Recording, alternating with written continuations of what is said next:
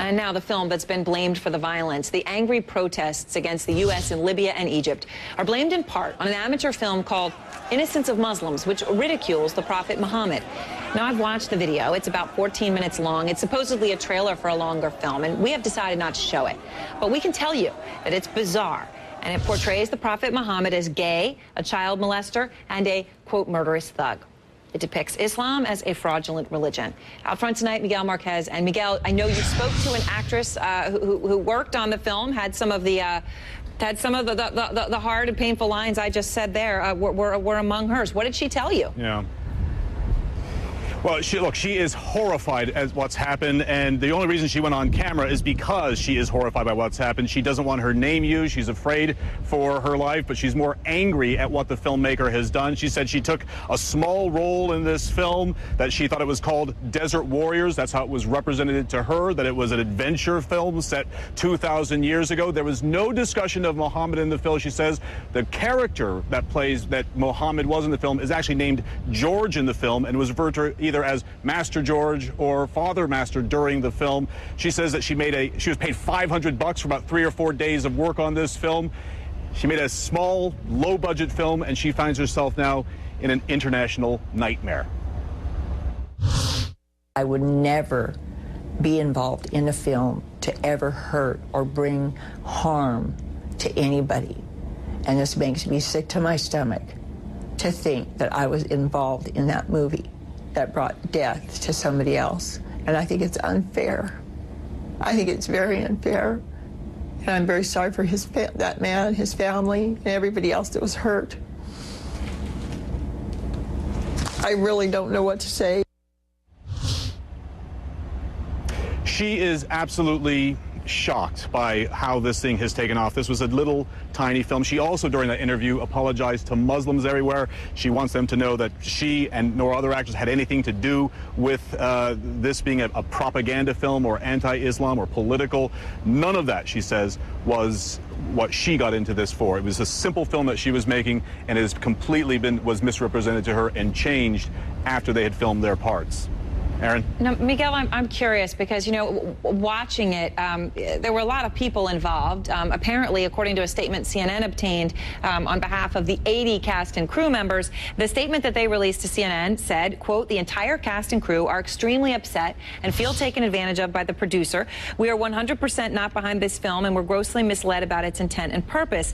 However, you know, when I watch it, they're talking about Muhammad, and not the Prophet Muhammad, but Muhammad, and they're talking about him being a child molester or being gay. And I'm wondering, do you believe this statement? Do you think that they possibly may not have known and really are upset? I mean, what's your take?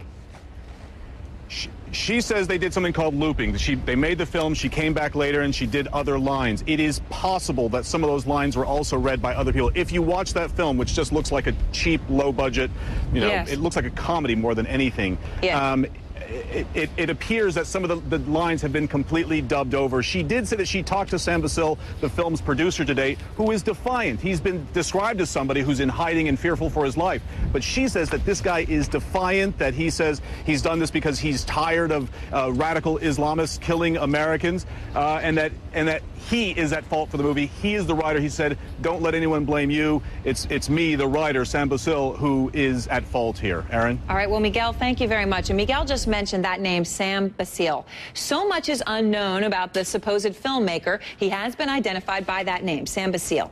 Well, earlier I spoke with Jeffrey Goldberg of The Atlantic. He has been digging and digging to find out more about Basile, and I started by asking him if that person, that guy, even exists. I don't know if that person exists. There's no record of this person existing. He claims to have been a real estate developer. Nobody's heard of him in that community in California. People in the Jewish community haven't heard of him. Hollywood, IMDb has no record of this person being a director. The state of Israel says they have no citizen by that name. So my guess, and this is all provisional because it all change, is that this is a pseudonym, that this person does not exist. This person is not an Israeli Jew. He is someone else, and he is, whoever it is, has been making up stories about the origins of his film. And you talked to a man named Steve Klein, correct? That was who was a consultant on the film. So who is he, and what did he tell you about this? Why, when, who this movie came to be? Right. Well, again, going back to the Hall of Mirrors, I did talk to a guy named Steve Klein. I think he's a real person. There's a footprint on the internet for this guy. He is a militant Christian activist in California. He spends a lot of time protesting outside mosques and schools, warning people, these are his words, obviously, warning people about the dangers of Islam.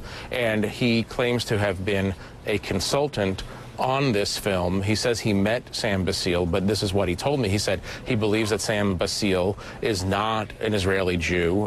He believes that he's either an evangelical or a Copt. This is what he suggested, a Coptic Christian from Egypt. This is what he suggested the people involved in the film are. And he also said that it's not his real name. Right, right. Well, the Coptic Christian part, sorry. That he also said, by the way, I mean, that would be obviously when you see the violence that's already happened against Coptic Christians in Egypt. I mean, that could incite more violence. Right. It's fairly obvious that if you're going to make a film like this, that you're probably going to want to hide your name. Let's assume that, for starters. Well, our Brian Todd also spoke to Steve Klein. I want to just play a short clip of that and then ask you something about it. So here it is. Sure. He's a very brave man. He's very depressed. He's upset. I talked to him this morning, and he said that he was very concerned for what happened to the ambassador. He's obviously talking about Sam Basile and everyone. The man, again, you were looking at there is Steve Klein. So do you believe what he said? There's somebody who put this thing together and put it up on YouTube. That's all we know. And Steve Klein is reporting that this person feels upset. We'll take him at his word. But what we'd really like to know is who is this person? And who is this person, more to the point, who is alleging a vast Jewish conspiracy to make this film? That has real ramifications because this is spreading around the Middle East that a group of Jews in California are behind this. If it's not true, it would be very nice to know.